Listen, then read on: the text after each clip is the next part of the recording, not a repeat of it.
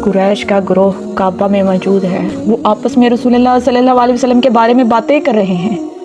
हरम के करीब ही किसी ने ऊँट कुर्बान किए हैं। अभी उन ऊँटों की गंदगी और अंतड़ियाँ वहीं मौजूद हैं। अबू जहल इनसे कह रहा है, तुम में से कौन इतना बहादुर है कि बदबूदार उजड़ी उठा कर लाए और सजदे में जाने पर मोहम्मद के सर पर रख दे। उकबा गंदगी बदबूदार गुलाजत से भरी हुई उजड़ी उठाकर लाया है।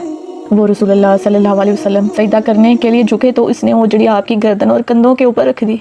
रसूलुल्लाह सल्लल्लाहु अलैहि वसल्लम के लिए सांस लेना दुश्वार है, सजदे में उठना मुमकिन ही नहीं है।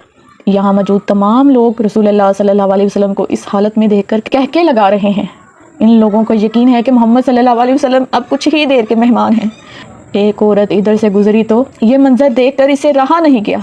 वो दौड़ती हुई रसूलुल्लाह सल्लल्लाहु अलैहि वसल्लम के घर गई। सैयदा फातिमा बिनते मोहम्मद सुनते ही दौड़ती हुई